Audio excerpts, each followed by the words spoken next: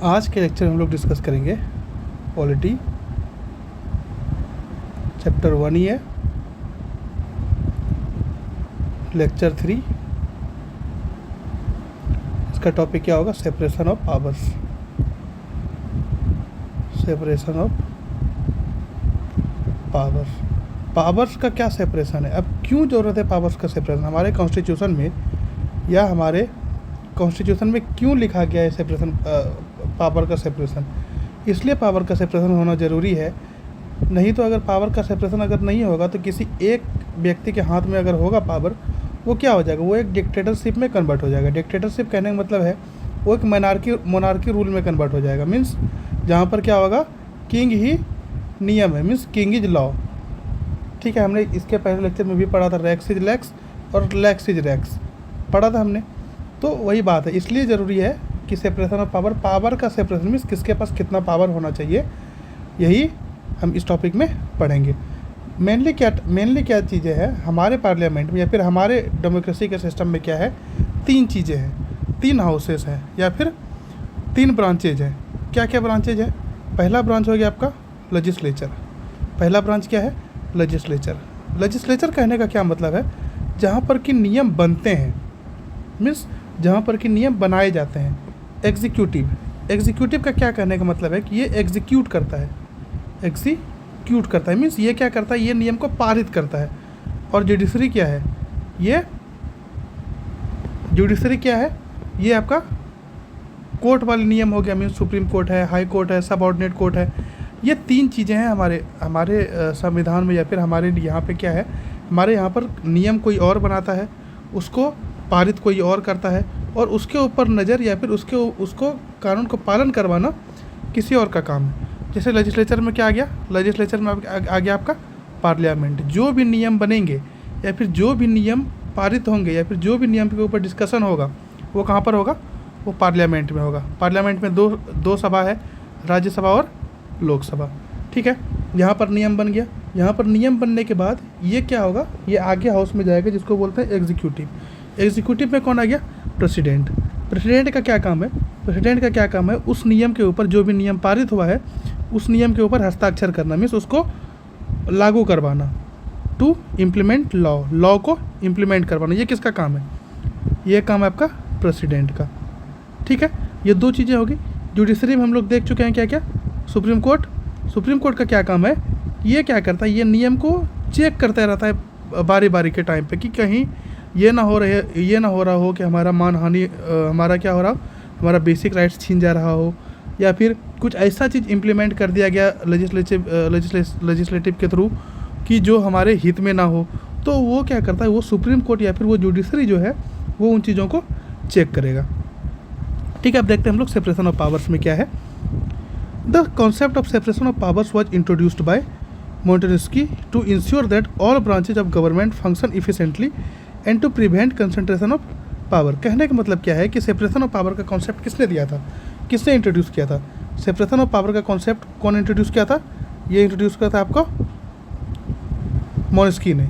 और ये क्यों इंट्रोड्यूस किया था? ताकि क्या हो सके, जो सभी ब्रांच है, उस सभी ब्रांच, गवर्नमेंट का जितना भी ब्रांच है, वो क्या इंश्योर कर सके कि जो भी चीज़ें फंक्शन हो रही है, जैसे कि गवर्नमेंट फंक्शन हो रही है, वो एफिशिएंटली फंक्शन हो और किसी एक के हाथ में पावर ना हो। मीन्स पावर का कंसंट्रेशन ना हो। कंसंट्रेशन करने का क्या मतलब है कि पावर किसी एक के हाथ में ना हो, पावर क्या हो, हर जगह बटा हो प्रॉपर। तो ये है आपका सेपरेशन ऑफ पावर। क्या है? यही आपका सेपरेशन ऑफ पावर। इसी को क्या बोलते हैं हम लोग? Separation of power. ठीक है, it is necessary from the very nature of things that power should be check to power. Means power को पावर के द्वारा ही चेक किया जाता है। किसी के पास अगर पावर है तो उसको पावर के थ्रू ही चेक किया जाता है। इसलिए ये नेसेसरी है कि जो भी चीज़ें हैं, जो भी वस्तु है, उसको पावर के थ्रू ही चेक किया जाता है। ये किसका कहना था? ये कहना था आपका मोंटेस्क्यू का। ठीक है, advantage of separation of power. अब देखते हैं इसका क्या एडवांटेज रहा पावर के सेपरेशन का। सेपरेशन ऑफ पावर का क्या एडवांटेज रहा? ये क्या करता है? It ensures civil liberty by preventing the abuse of power. सबसे पहला काम क्या है? सेपरेशन ऑफ पावर का सबसे पहला काम क्या है कि वो क्या करता है? वो जो सिविल लिबर्टी करने का मतलब है, हमें फ्रीडम ऑफ स्पीच है, हमें क्या है, हमें राइट टू लिव है या हमें राइट टू एजुकेशन है, तो ये हमारा अपना लिबर्टी है, मीन्स हम इसको जी सकते हैं, ये हमारा अधिकार है। तो यही इसी को इंश्योर करता है कौन, सेपरेशन ऑफ पावर, कि पावर का कोई मिसयूज ना हो, क्या हो, पावर का कोई मिसयूज ना हो, इसी को इंश्योर करता है कौन, इसी को इंश्योर करता है आपका सेपरेशन ऑफ पावर। मान लीजिए किसी एक के हाथ में पावर है, किसी एक के हाथ में अगर पावर है तो वो क्या करेगा, वो कर सकता है कि वो किसी के बेसिक राइट्स को छीन ले, वो क्या कर सकते हैं, किसी के फंडामेंटल राइट्स को छीन ले, ठीक है।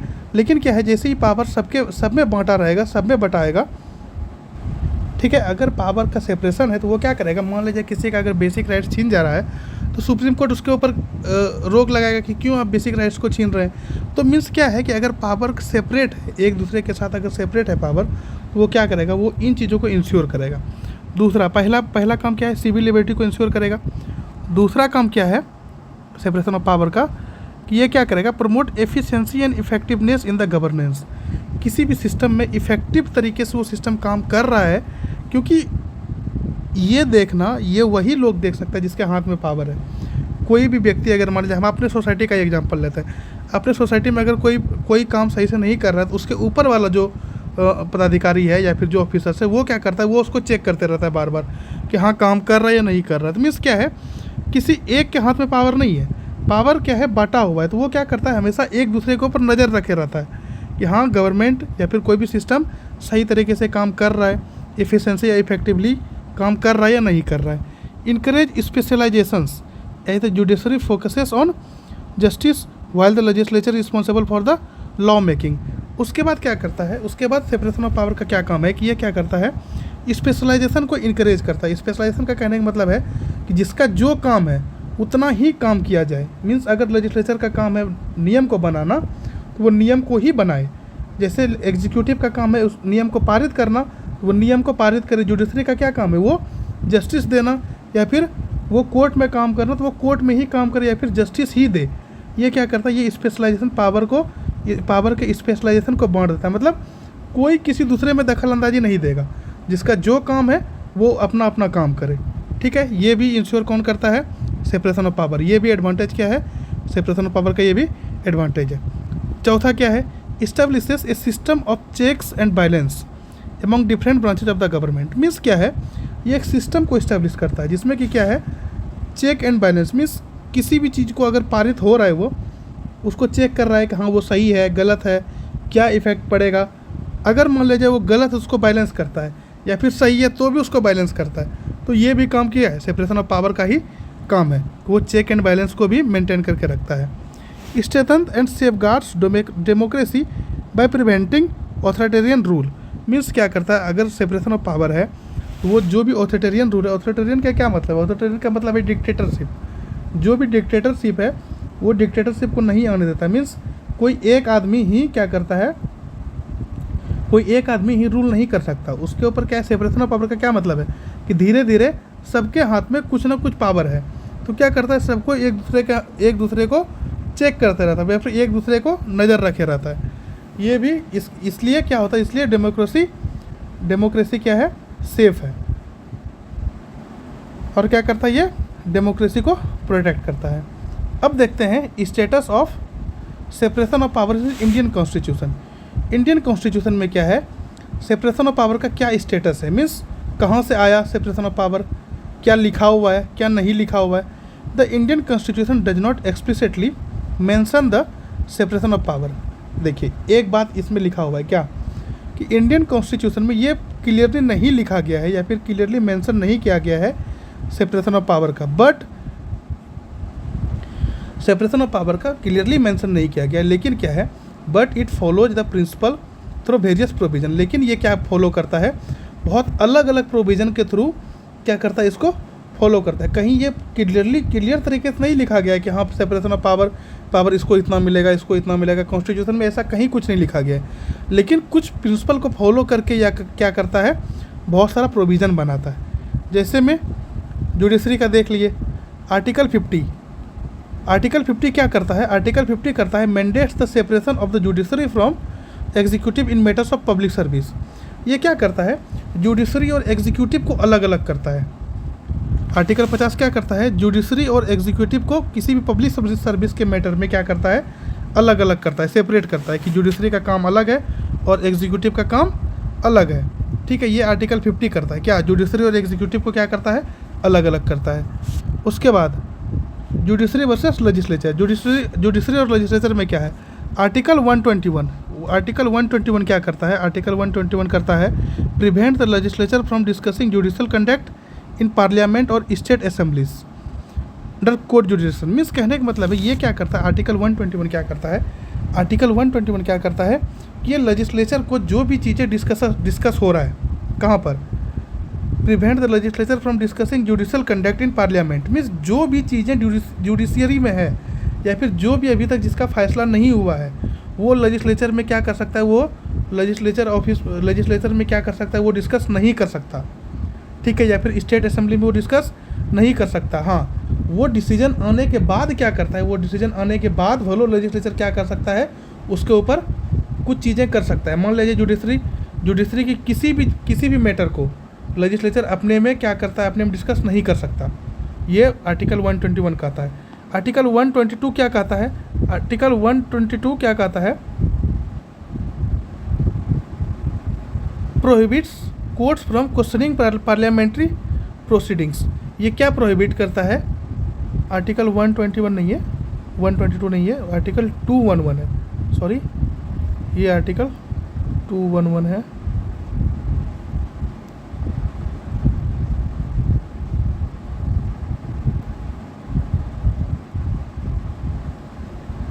आर्टिकल 211 क्या करता है, ये किसी भी कोर्ट्स को पार्लियामेंट्री प्रोसीडिंग्स के लिए क्वेश्चनिंग नहीं कर सकता। मान लीजिए कुछ भी नियम बनाना है, कुछ भी नियम बनना है, जो भी चीज़ें डिस्कस हो रही है अभी मान लिया जाए अगर कोई भी नियम बन रहा है वो अभी पार्लियामेंट में ही डिस्कस हो रहा है, उसमें जुडिशरी क्या कर सकता है, जुडिशरी हस्तक्षेप नहीं कर सकता। क्यों नहीं हस्तक्षेप कर सकता, ये आर्टिकल 211 क्या करता है, यही बताता है कि जुडिशरी क्या कर सकता है, पार्लियामेंट्री प्रोसीडिंग में कोई भी हस्तक्षेप नहीं कर सकता है, कोई भी क्वेश्चन नहीं कर सकता। हाँ, पार्लियामेंट में वो चीज़ें पास हो गई, मीन्स एग्जीक्यूटिव से पास हो गई अगर कोई नियम, तो फिर जुडिशरी को अगर लग रहा है कि हाँ नहीं ये सही नहीं है, तो फिर जुडिशरी क्या कर सकता है, क्वेश्चन कर सकता है लेजिस्लेचर से या फिर पार्लियामेंट से। ये कौन दिखा था, ये दिखा था आपका आर्टिकल 211 आर्टिकल। ठीक है, इसी तरीके से क्या है, यहाँ पे हमने क्या करा था, यहाँ पे हमने यूनियन लेवल पे बात करा। यही आर्टिकल 211 क्या दिखाता है, सॉरी ये आर्टिकल सॉरी ठीक है, कहने का मतलब है कि आर्टिकल वो 12211 नहीं था, वही आर्टिकल 122 क्या करता है, ये कोर्ट्स को प्रोहिबिट करता है कि पार्लियामेंट में जो भी प्रोसीडिंग चल रहा है आप उसके ऊपर क्वेश्चन नहीं कर सकते। हाँ, वो चीज़ें अगर पारित हो गई है तो हम क्वेश्चन कर सकते हैं। इसी तरीके से 121 क्या करता है, 121 भी यही करता है कि लेजिस्लेचर को डिस्कशन या जुडिशली कंडक्ट इन पार्लियामेंट और स्टेट असेंबली, जो भी चीज़ें कोर्ट के अंदर है, अभी तक कोर्ट क्या किया, डिसीजन नहीं दिया है, डिसीजन देने के बाद वो कोई भी उसके ऊपर सवाल कर सकता है, चाहे वो लेजिस्लेचर हो या फिर एग्जीक्यूटिव में, कोई भी सवाल कर सकता है। लेकिन उससे पहले जब तक वो मामला कोर्ट में है तब तक कोई भी सवाल नहीं कर सकता है। उसी तरीके से एग्जीक्यूटिव क्या है, एग्जीक्यूटिव क्या करता है, एग्जीक्यूटिव आर्टिकल 52 to 78, आर्टिकल 52 से 78 ये क्या करता है, define the structure and function of the executive. ये क्या करता है, ये एग्जीक्यूटिव के फंक्शन को डिफाइन करता है। कौन सा आर्टिकल, 52 से लेकर के 78 तक, including the president, vice president, prime minister, council of minister and attorney general. ये सारी चीज़ों को ये एग्जीक्यूटिव ये डिफाइन करता है। आर्टिकल 52 से लेकर के 78 तक ये किसको डिफाइन करता है कि एग्जीक्यूटिव के क्या फंक्शन है, इसमें कि कौन कौन इंक्लूड करता है, प्रेसिडेंट इंक्लूड होता है, वाइस प्रेसिडेंट इंक्लूड होता है, प्राइम मिनिस्टर इंक्लूड होता है, काउंसिल ऑफ मिनिस्टर और अटर्नी जनरल ये इंक्लूड होता है। उसके बाद लेजिस्लेचर को कौन पावर देता है, लेजिस्लेचर को आर्टिकल 79 से लेकर के 123 तक ये आर्टिकल क्या करता है, laid on the framework for the parliament. ये पार्लियामेंट में क्या करता है, फ्रेमवर्क बनाता है। मीन्स आर्टिकल इस लेजिस्लेचर को कौन सेपरेट करता है, लेजिस्लेचर को सेपरेट करता है आपका आर्टिकल 79 से लेकर के 123। ये क्या करता है, पार्लियामेंट में फ्रेमवर्क बनाता है, including the Lok Sabha, Rajya Sabha, speaker, member of parliament, law making and budgetary process. ये सारी प्रोसेस को कौन देखता है? ये सारी चीज़ें लोकसभा में क्या होनी है, राज्यसभा में क्या होनी है, स्पीकर का क्या काम है, मेंबर ऑफ पार्लियामेंट का क्या काम है, लॉ कैसे बनेगा या बजट कैसे प्रोसेस होगा, ये सब किस में लिखा हुआ है? ये सब आपका लिखा हुआ है आर्टिकल 79 से लेकर के 123 तक। उसके बाद इंडिपेंडेंट जुडिशरी, जुडिशरी कैसे इंडिपेंडेंट रहेगा वो किस में लिखा हुआ है? आर्टिकल 124 से लेकर के 147 तक। इंश्योर एन इंडिपेंडेंट जुडिशरी, ये क्या इंश्योर करता है कि जुडिशरी जो भी है वो इंडिपेंडेंट है, that can check the misuse of powers, जो कि क्या कर सकता है? इंडिपेंडेंट जुडिशरी क्या कर सकता है? पावर के मिसयूज को क्या करेगा? चेक करेगा। किसके द्वारा? लेजिस्लेचर और एग्जीक्यूटिव के द्वारा। जो भी लेजिस्लेचर और एग्जीक्यूटिव पावर बना रहा है या फिर पावर को इम्प्लीमेंट कर रहा है, तो वो इंडिपेंडेंट जुडिशरी क्या करेगा? उसको चेक करेगा। मीन्स ये पावर कौन देता है जुडिशरी को? ये पावर देता है आपका आर्टिकल 124 से लेकर के 147 तक। The judiciary has the power of judicial review, judiciary के पावर क्या है? जुडिशरी के पास पावर क्या है कि वो जुडिशियल रिव्यू करे, ठीक है। Ensuring that law and executive actions comply with the constitution, ताकि क्या हो? लॉ और सॉरी ताकि क्या हो? लॉ और एग्जीक्यूटिव एक्शन क्या हो सके, एक साथ कॉन्स्टिट्यूशन में कॉम्प्लाई कर सके। उसके बाद क्या है? आर्टिकल 361 क्या करता है? आर्टिकल 361 क्या दिखाता है? ये आर्टिकल 361 हमने प्रीवियस लेक्चर में भी देखा था कि ये क्या करता है? प्रेसिडेंट और गवर्नर को क्या करता है? इम्यूनिटी प्रदान करता है। ये क्या करता है? आर्टिकल 361 ये इम्यूनिटी प्रोवाइड करता है किसको? प्रेसिडेंट और गवर्नर को। गवर्नर को किसके अकॉर्डिंग? लीगल एक्शन के अकॉर्डिंग। कि क्या हो सकता है? प्रेसिडेंट और गवर्नर के ऊपर कोई भी लीगल एक्शन नहीं हो सकता जब तक कि वो ऑफिस में है, ठीक है। उसके बाद हम देखेंगे separation of power under different constitutions. अलग अलग कॉन्स्टिट्यूशन में क्या क्या सेपरेशन ऑफ पावर है, कैसे कैसे पावर को सेपरेट किया गया। जैसे अमेरिकन कॉन्स्टिट्यूशन में कैसे पावर को सेपरेट किया गया। इनिशियली शुरू में क्या हुआ? US constitution emphasised a strict separation of power. Means शुरू में क्या था? यूएस कॉन्स्टिट्यूशन के पास स्ट्रिक्ट सेपरेशन ऑफ पावर था। मीन्स पावर ऑफ सेपरेशन बहुत स्ट्रिक्ट था। शुरू टाइम पे क्या था? शुरू टाइम पे यूएस कॉन्स्टिट्यूशन में क्या था? पावर बहुत स्ट्रिक्टली सेपरेट होता था। हाउएवर ओवर टाइम, कुछ समय बाद it evolve into a system of checks and balance. धीरे धीरे क्या हुआ? धीरे धीरे वहाँ का चीज़ें क्या हुआ? चेक्स और बैलेंस सिस्टम में इवॉल्व हुआ। जैसे कि वहाँ पर भी 3 ब्रांच बना, क्या क्या? एग्जीक्यूटिव, लेजिस्लेटिव और जुडिशियल।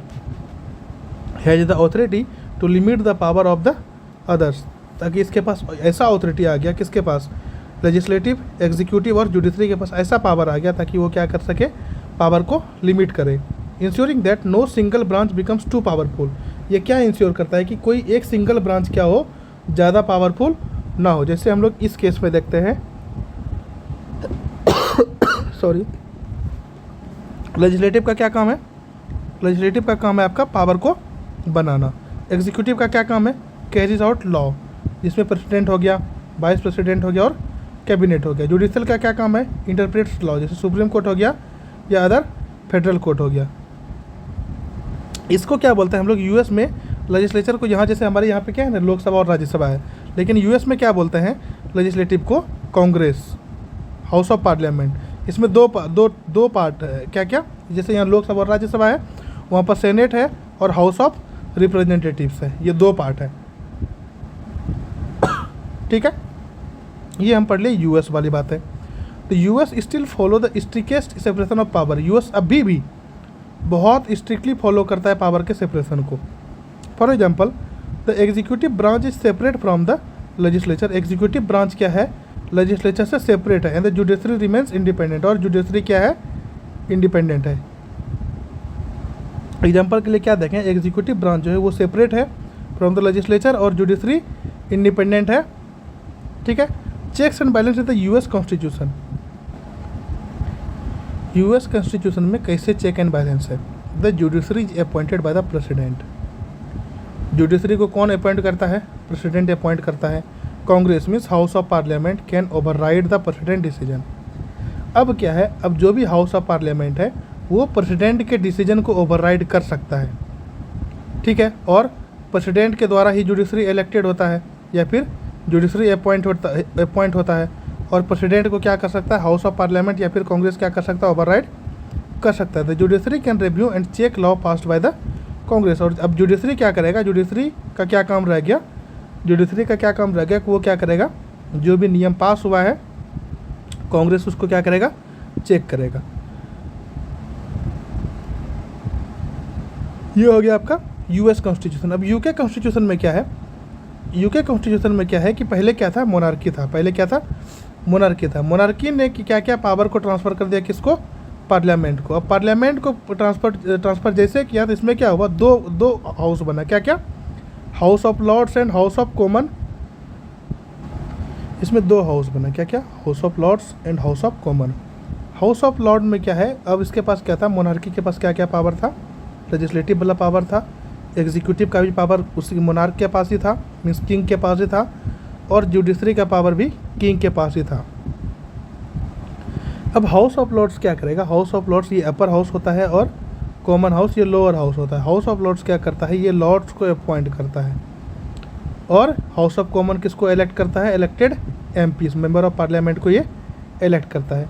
अब जुडिशरी किसको दे दिया गया, हाउस ऑफ लॉर्ड्स को दे दिया गया। मीन्स ये जो मोनार्की के पास, किंग के पास लेजिस्लेटिव, एग्जीक्यूटिव और जुडिशरी था, जुडिशरी पावर किसको दे दिया, जुडिशरी दे दिया हाउस ऑफ लॉर्ड्स को।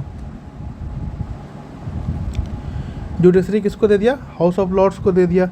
लेजिस्लेचर किसको दे दिया, हाउस ऑफ कॉमन और हाउस ऑफ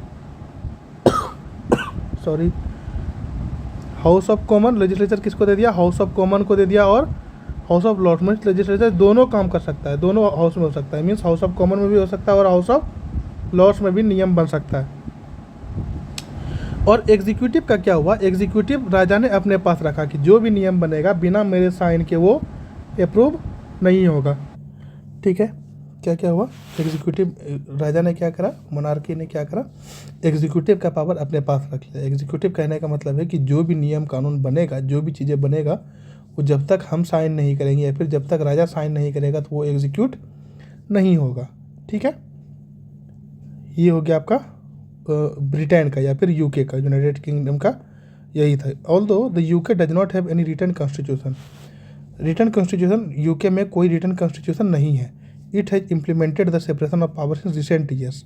रिसेंट ईयर्स में क्या करा, अभी हाल फिलहाल में क्या करा, इन्होंने सेपरेशन ऑफ पावर को अपनाया है, सेपरेशन ऑफ पावर्स को अपनाया है। ठीक है, through the constitutional reforms act 2005, किसके थ्रू अपनाया है, किसके थ्रू अपनाया इन्होंने separation of powers, constitutional reforms act 2005, 2005 में जो कॉन्स्टिट्यूशनल रिफॉर्म्स एक्ट आया था उसके थ्रू इन्होंने अभी रिसेंटली में अपनाया separation of powers, which led to the creation of supreme court in 2009, जबकि जिसके कारण क्या हुआ, 2009 में सुप्रीम कोर्ट बनाया गया, कहाँ पर, यूके में।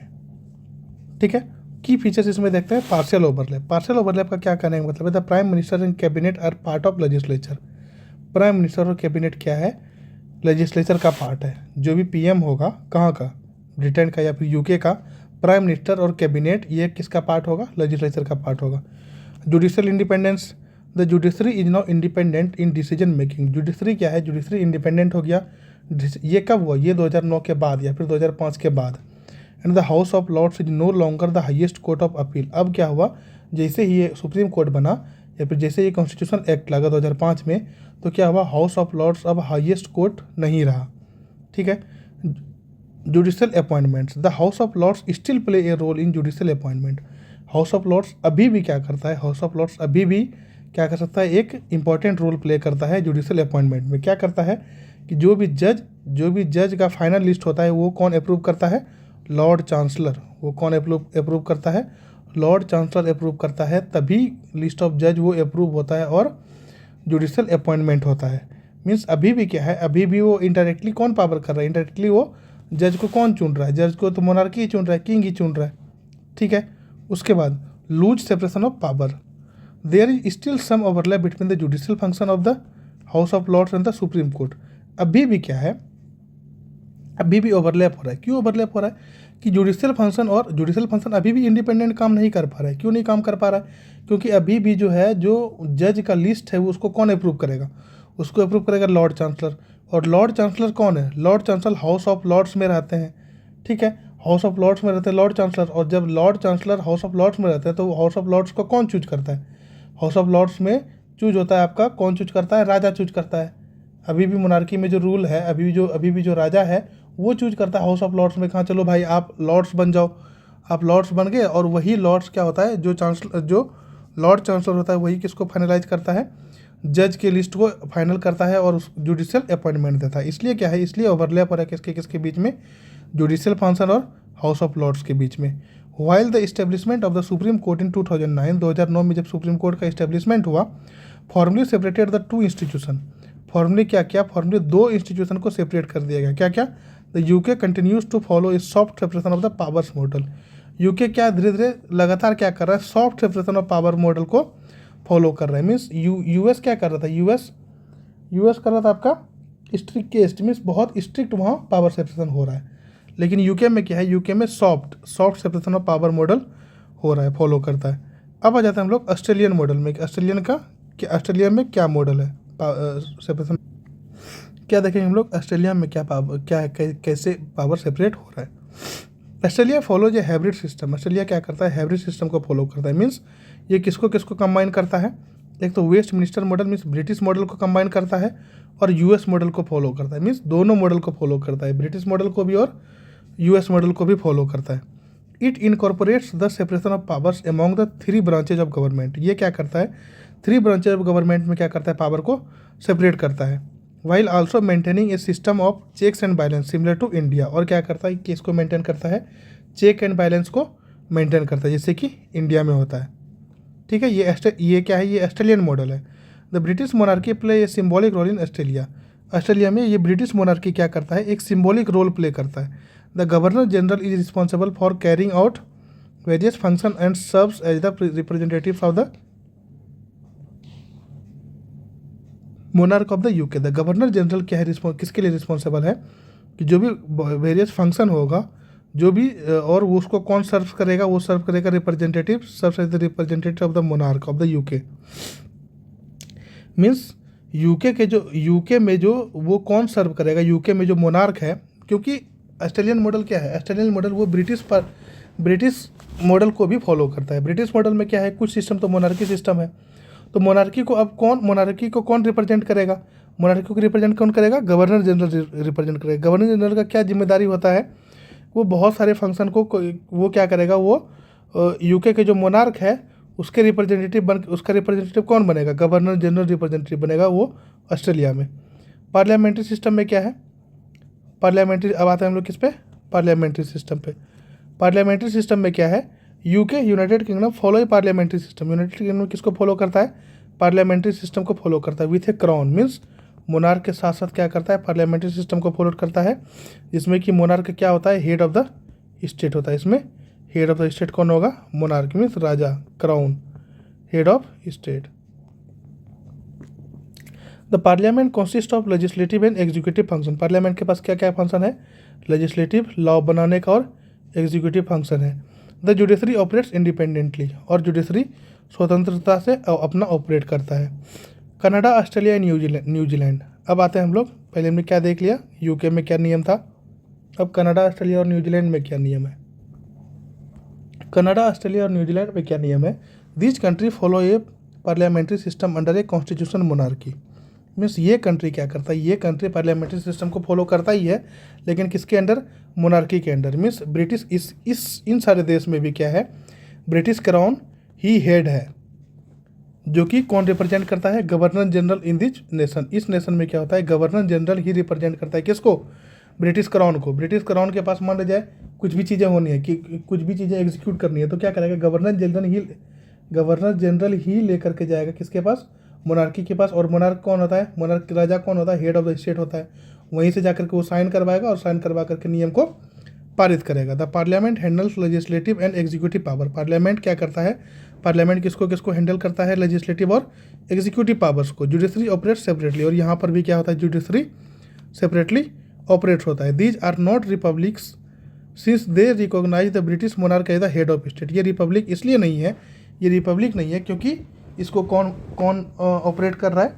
हेड ऑफ द स्टेट कौन है यहाँ का? Head of the state monarch. Means इस हेड ऑफ द स्टेट कौन होगा? राजकुमार होगा। ठीक है, इसलिए इसको रिपब्लिक नहीं बोलते। लेकिन इंडिया में क्या है, India follow parliamentary system, India parliamentary system follow करता है, और ये रिपब्लिक भी है। रिपब्लिक करने का मतलब है कि यहाँ हम क्या करते हैं, प्रेसिडेंट को इलेक्ट करते हैं, इलेक्टेड हेड होता है, और यहाँ पर क्या है, ये अपॉइंटेड हेड होता है, या फिर ये क्या होता है, सेलेक्टेड हेड होता है। ठीक है, जो भी सिलेक्टेड हेड या इलेक्टेड, जो भी सिलेक्टेड हेड या अपॉइंटेड हेड है वो वहाँ पर वो रिपब्लिक नहीं है। रिपब्लिक कहने का मतलब है कि हम क्या कर रहे हैं, उनको इलेक्ट कर रहे हैं, हेड ऑफ द स्टेट को क्या कर रहे हैं, इलेक्ट कर रहे हैं। इसलिए इंडिया क्या है, इंडिया पार्लियामेंट्री सिस्टम तो है ही, साथ साथ रिपब्लिक भी है। यहाँ पर head of the state means head of the state को कौन कौन कर रहा है, प्रेसिडेंट। यहाँ पर कोई क्राउन सिस्टम नहीं है, कोई भी मोनार्की सिस्टम नहीं है, इसलिए हेड ऑफ द स्टेट को कौन करता है, president. Parliament exercises legislative and executive function. Parliament क्या एक्सरसाइज करता है, लेजिस्लेटिव और एग्जीक्यूटिव फंक्शन को एक्सरसाइज करता है। जुडिशरी रिमेंस इंडिपेंडेंट, और जुडिशरी यहाँ पर भी इंडिपेंडेंट रहता है। इंडिया में क्या है, इंडिया में प्रेसिडेंट एग्जीक्यूटिव है, पार्लियामेंट लेजिस्लेटिव और जुडिशरी अलग है। उसके बाद यूके और कनाडा में क्या है, क्राउन प्रेसिडेंट के तरह काम करेगा, क्राउन मीन्स राजा काम करेगा, उसके बाद उसके नीचे पार्लियामेंट है, उसके बाद जुडिशरी है। उसके नीचे नहीं है, मीन्स उस लेजिस्लेटिव मीन्स नियम बनाने का काम कौन करेगा, पार्लियामेंट। यूएसए में भी क्या है, प्रेसिडेंट है, मीन्स एग्जीक्यूटिव कौन काम करेगा, प्रेसिडेंट का काम करेगा, पार्लियामेंट जुडिशरी है। ऑस्ट्रेलिया में ब्रिटिश क्राउन है, ब्रिटिश क्राउन के बाद कौन आएगा, गवर्नर जनरल। गवर्नर जनरल ही को क्या है, रिप्रेजेंटेटिव है किसका, ब्रिटिश क्राउन का। उसके बाद फिर पार्लियामेंट नियम को बनाएगा और एग्जीक्यूट करेगा, उसके बाद फिर जुडिशरी है। उसके बाद आता है check and balance in India. India में चेक एंड बैलेंस का क्या नियम है, India's governance consist of 3 branches. India में जो गवर्नेंस है उसमें 3 ब्रांचेज है, क्या क्या, लेजिस्लेचर, एग्जीक्यूटिव और judiciary. The principle of check and balance ensure that no single branch becomes too powerful. Means check और बैलेंस का जो प्रिंसिपल क्या दर्शाता है, क्या इंश्योर करता है कि कोई एक सिंगल ब्रांच के पास ज़्यादा पावरफुल नहीं हो, कोई भी एक सिंगल ब्रांच ज़्यादा पावरफुल ना हो, और वो तीनों इफेक्टिवली फंक्शन करे, वो तीनों क्या करे, इफेक्टिवली फंक्शन करे। Additionally India follows the concept of personal overlapping and functional overlapping. Personal overlapping और फंक्शनल। एडिशनली इंडिया क्या फॉलो करता है, पर्सनल ओवरलैपिंग और functional overlapping to prevent the concentration of power, ताकि पावर का कंसंट्रेशन ना हो सके, पावर किसी एक के हाथ में ना आए। This means that certain officers और institutions may have roles across different branches. इसका कहने का मतलब ये है, इसका मतलब ये है कि कोई सर्टेन ऑफिशियल्स और इंस्टीट्यूशन किसके क्या हो सकता है, उसके पास डिफरेंट ब्रांच हो सकता है किसी रोल के लिए। प्रोमोटिंग अकाउंटेबिलिटी एंड कोऑर्डिनेशन, ताकि क्या हो सके, अकाउंटेबिलिटी और कोऑर्डिनेशन प्रमोट हो सके। अब आता है personal overlap in India. Personnel overlapping in India. Personal overlapping क्या है, ड्यू टू पार्लियामेंट्री सिस्टम के कारण क्या है, India follows the principle of personal overlapping. India किसको फॉलो करता है, पर्सनल ओवरलैपिंग को फॉलो करता है। Where the executive responsible for to the Lok Sabha, और जहाँ पर कि एग्जीक्यूटिव क्या है, किसके लिए रिस्पॉन्सिबल है, लोकसभा के लिए responsible. Example, the prime minister and the council of ministers are responsible for the Lok Sabha.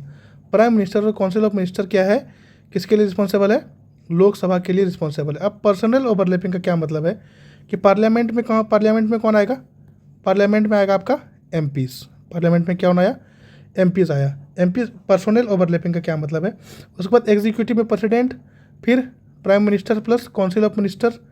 उसके बाद जुडिशरी में क्या है, सुप्रीम कोर्ट, हाई कोर्ट और सब ऑर्डिनेट कोर्ट। ठीक है,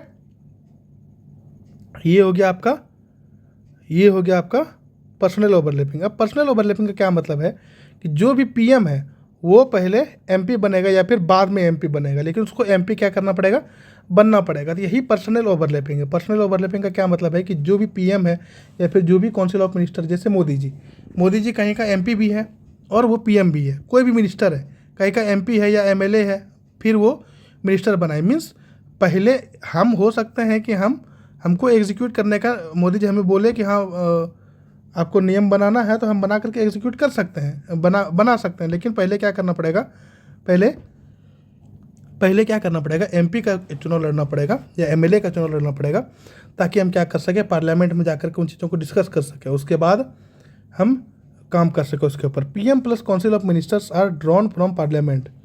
पीएम और काउंसिल ऑफ मिनिस्टर्स को कहाँ से लाया जाता है, पार्लियामेंट से लाया जाता है। Where is in USA executive are not part of parliament, जहाँ पर कि यूएसए में क्या है, एग्जीक्यूटिव कोई भी पार्लियामेंट का पार्ट नहीं है। ठीक है, यही हो गया आपका personal overlapping. The Lok Sabha can remove the executive through a vote of no confidence. Lok Sabha क्या कर सकता है, किसी भी एग्जीक्यूटिव को, गवर्नमेंट को क्या कर सकता है, वोट ऑफ नो कॉन्फिडेंस के आधार पे क्या कर सकता है, उसको रिमूव कर सकता है। वोट ऑफ नो कॉन्फिडेंस के आधार पे क्या कर सकता है, उसको रिमूव कर सकता है। ठीक है, ये हो गया आपका पर्सनल ओवरलैपिंग। पर्सनल ओवरलैपिंग का क्या मतलब है कि अगर एमपी है तो वही क्या कर सकता है, वही मिनिस्टर बन सकता है। अगर कोई एमपी है तो वही क्या होगा, मिनिस्टर बन सकता है। ठीक है, यही है पर्सनल ओवरलैपिंग। मीन्स मिनिस्टर बनने से पहले क्या करना पड़ेगा उसको, या तो एमपी का या एमएलए का चुनाव लड़ना पड़ेगा, वो इलेक्ट होकर के वहाँ जाकर के मिनिस्टर बन सकता है। या नहीं तो अभी मिनिस्टर बन गया, बाद में उसको क्या करना पड़ेगा, नेक्स्ट इलेक्शन में उसको उसके लिए लड़ना पड़ेगा, एमपी और एमएलए के लिए लड़ना पड़ेगा। यही है पर्सनल ओवरलैपिंग। उसके बाद जहाँ तक बात है फंक्शनल ओवरलैपिंग के लिए, फंक्शनल ओवरलैपिंग हम लोग नेक्स्ट लेक्चर में देखेंगे। तब तक के लिए thank you so much, take care, good bye, जय हिंद, जय भारत।